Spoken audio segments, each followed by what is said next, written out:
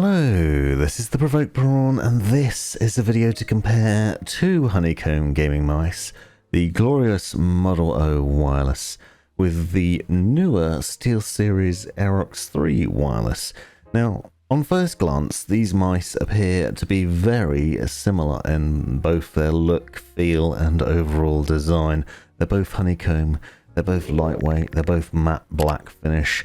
However, they are quite different, and this is a video to compare them together and show you what the differences are. Now, I've done separate unboxing videos that I'll link to in the description if you're interested and want to find out more about each mouse and see close-up shots of it in more depth, including a bit of stop-motion goodness on the Aerox 3. But this is a video to talk to you about the differences between them and which I prefer, although it's very close because they're both awesome mice and both fantastic for a number of different reasons.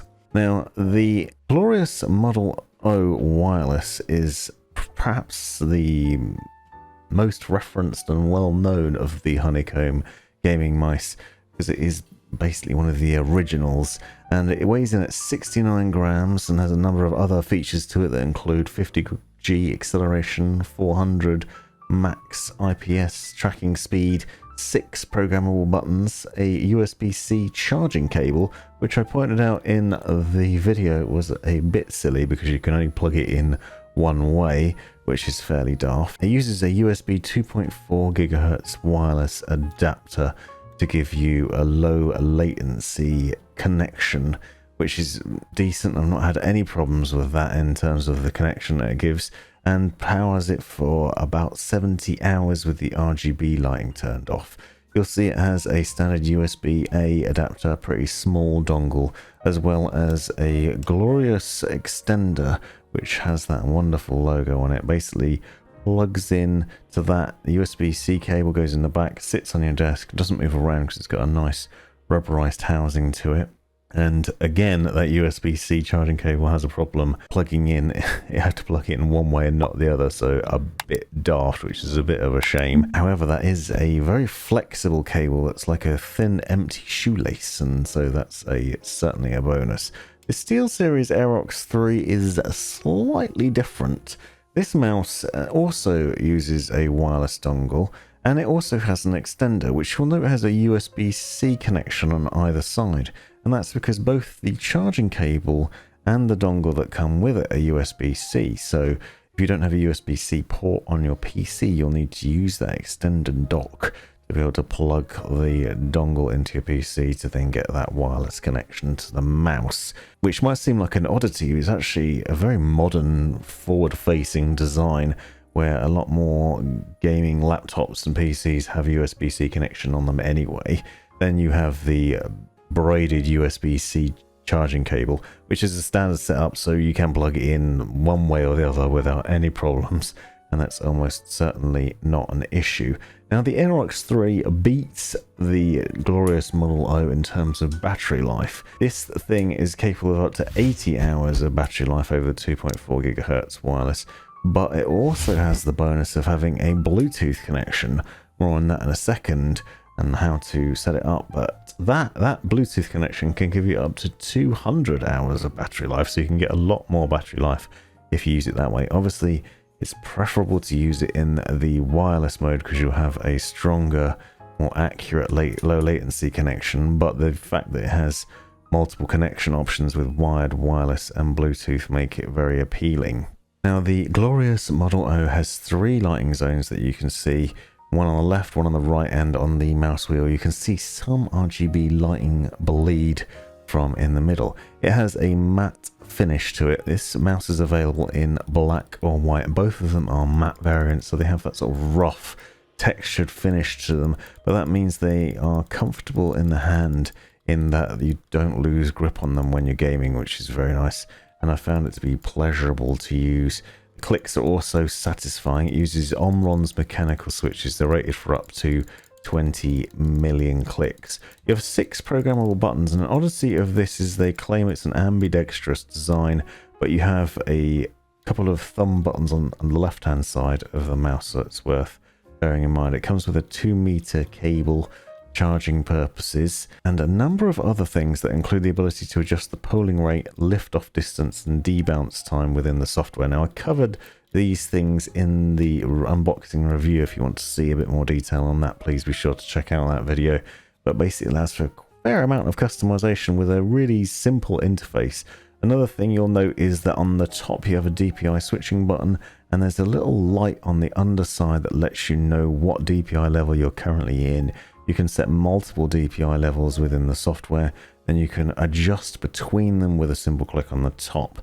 So nice and easy, although obviously seeing that light while you're in the middle of gaming is a bit of an oddity. It's not going to be easy to do.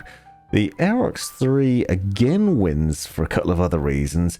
Firstly, the RGB lighting is superior in my mind, and you'll see that again in a second. But from the top view, you'll also note similar sort of honeycomb design and that matte finish on it as well. Again, rough in the hand, comfortable, uses ABS plastic with that interesting finish on it. The other highlight to this mouse though is that it is IP54 rated, which means that it has slight water resistance and resistance from dirt and dust, so it's designed to withstand some of the problems you'd have with the honeycomb mouse, generally speaking. The other thing, as I was saying, is that RGB lighting stands out a bit more, so what you can see is the underside lets off a bit more RGB lighting, and in a minute you'll see some close-up shots that will show you that you also get more from within the honeycomb area as well. Both these mice are comparable in the size and shape of them, so they're both kind of for medium to large hands, and I found them equally comparable in terms of comfort and fit in my hand. I have a slightly larger hand, and I find that this is a good size. Both these mice are a good size for that. Found them comfortable to use for both gaming and working all day, gaming into the night. That honeycomb texture also doesn't leave you sore or uncomfortable after use either, so you might feel it's a bit gimmicky, but obviously it helps to cut down on the weight, but it doesn't do it in a way that detracts from the overall quality of the mouse. There's no visible problems in terms of the strength and durability of the frame on either of these mice. And with the Aerox 3, they made a point where basically you can see more of the RGB lighting. So as standard, you have a ring around the bottom of it, and you can see that running around the outside on the bottom. With the glorious Model O, it's more at the top, kind of near where the buttons are. But one of the things with the Aerox 3 is that it also runs on inside the mouse frame as well. So you have a lot more RGB bleed from it, and so a lot more satisfying lighting perhaps. If you're not into that, then it doesn't really matter, but the end result is a nice look in my mind.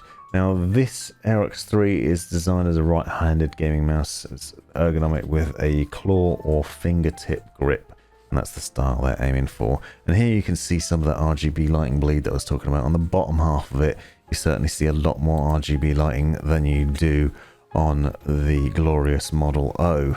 And I think it's probably the better looking of the two. However, I will note that the glorious Model O is available in white, which I'll show in a minute.